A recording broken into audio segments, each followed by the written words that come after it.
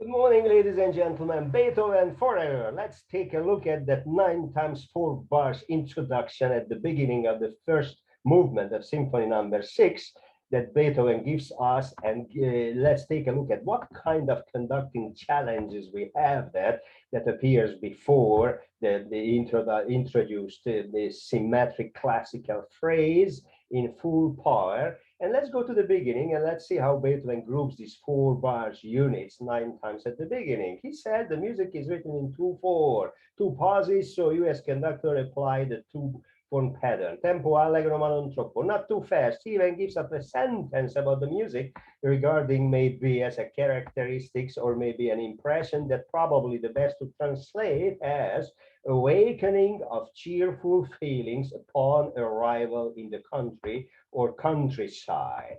Let's go back to the music and let's learn from that what to do. He uses for the instruments of the string quartet with the pedal note on the cello and the viola, and the musical fragment starting the first violin and second violin joins in that he might have played for himself on the piano, like I will attempt it to do it for you right now.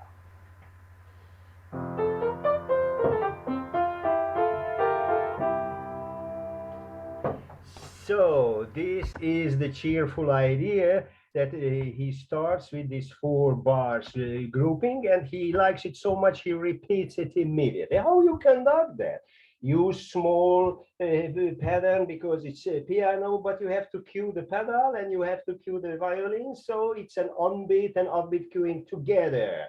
Tee up tip tee up tap cue the second and stop. He likes that idea so much he repeats it. Second violin, first violin, second violin, first violin. Now the subject of the theme.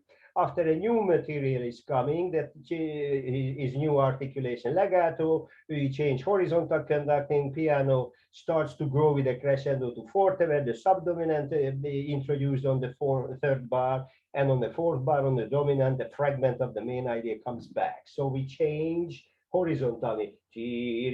Grow the pattern climax, dum dum dum dum, and the nice vertical character comes back. He likes that idea so much that the next 4 bars repeats that, but he grows the number of instruments from the string quartet instruments, adding the 2 horns and the double bass, and now the third bar subito piano appearing the subdominant, and with a little change, with the up moving chromaticism, the fragment of the first idea comes back, piano, that he builds up a new 4+4 bars session by a 4 bars crescendo culminating in the bassoon that you are supposed to cue, and a 4 bars diminuendo that you are also supposed to show very clearly nicely. So we start piano, dim diggity dip, dim diggity dip, grow and crescendo, and on the fourth bar cue the bassoon and the fourth next bar, and decrease the size and lower your left hand and the horizontal leg. The next 4 bar unit is totally different because it's the timbre transformation of the theme. Here is on first violin, it moves to second violin, it goes to the first clarinet and first oboe, the monophonic texture, nothing else, just the melody with a sequential movement, repeating the same musical idea for the next step of the scale. And we are back to the tonic of the main idea, but now the articulation changes to total staccato on the oboes and the horns enjoying the pedal. And because the cheerful feelings are awakening, he adds more instruments, an orchestrated crescendo, and he calls also for the performance crescendo. And finally, we got the full shine using the whole sound of the orchestra, celebrating this beautiful symmetric classical phrase cheerfully. So lots of conducting challenges. You have to make sure you get the right tempo, the right dynamics, the right articulation, the right phrasing, and lots of cueings. Let's see how the big conductors are doing it. I would like to introduce first the Barenboim, and I will stop recording, and I hope you won't mind it, and I will make some remarks when we see that. Here we are.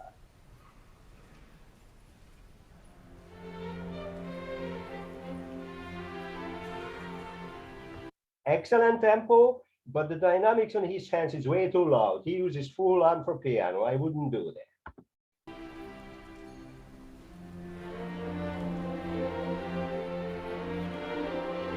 You might notice that he cued the second violin that is unusually sitting on the right side, but he forgot the first one. So second time when the music repeated, he just realized, oops, I forgot it. Let's do it now. And he turns to the left for the second time.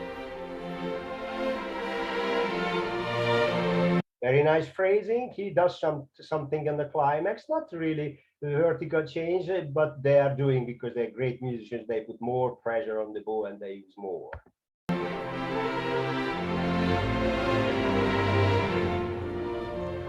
There is the piano, but mainly for the musicians are doing it. He's following that.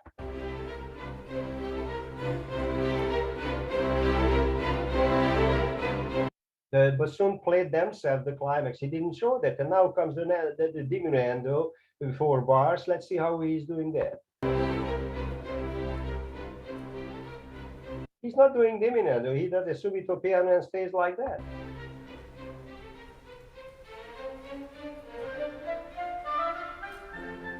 Oops, your job was to cue those instruments. First violin, second clarinet, oboe, and he's following them.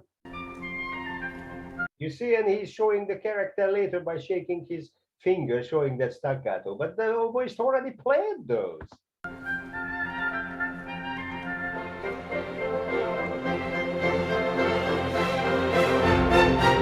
Very good. We could learn a lot from that.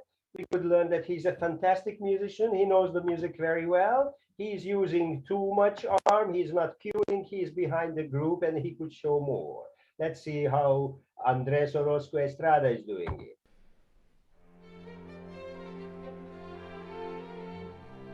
Oops, he's not following the Beethovenian direction. Beethoven said it's in 2/4. You conduct in 2, but he's doing in 1.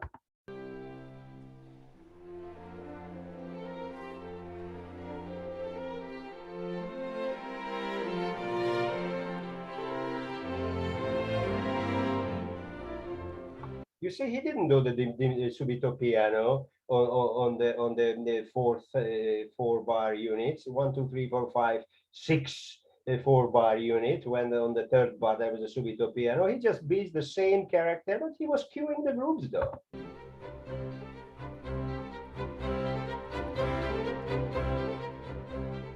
You saw he cued the bassoon very well, and he shows a kind of diminuendo, decreasing the size. He was cueing the groups very clearly.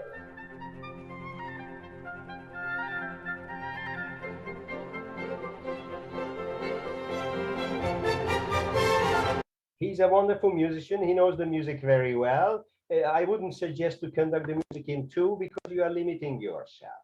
He's also dancing all the time instead of conducting. So he can't do the job because he's not using the right pattern. He showed some dynamics, and his cueing was just excellent, and he knows the music from memory very well. Let's see how Bernstein is doing.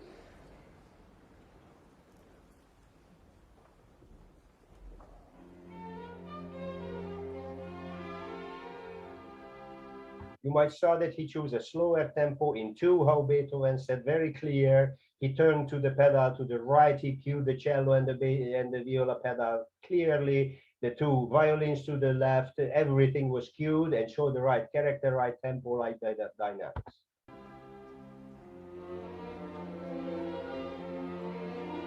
You saw that his left hand went to the left very side, so he cued both second and first violin.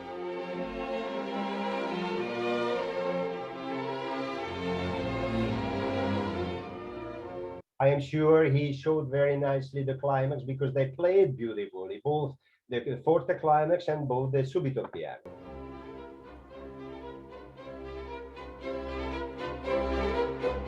You saw he cued the bassoon on the climax, and now he starts the diminuendo.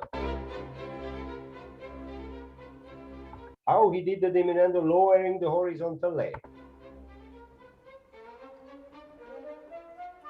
He was cueing all the instruments, running 1, 2, clarinet, oboe, and he even gave a smile for the cheerfulness.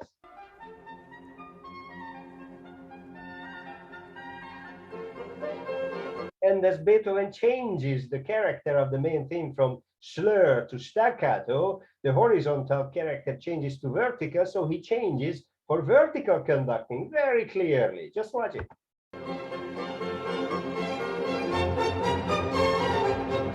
Wow, what a big, challenging profession is conducting. It's not enough to know the music fantastically that all the three conductors did, but you have to learn technique that you can apply that will help you to get the sound without being a teacher, just a performing artist.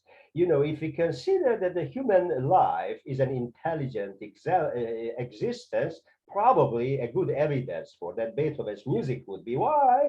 Because Beethoven's music preserves forever lasting human values. And thanks for this wonderful conductor's performance. We can play music because music also makes people better. And this is that I wish for you all. And I hope that my Hungarian accent helps you to remember this all. Have a great day and see you soon.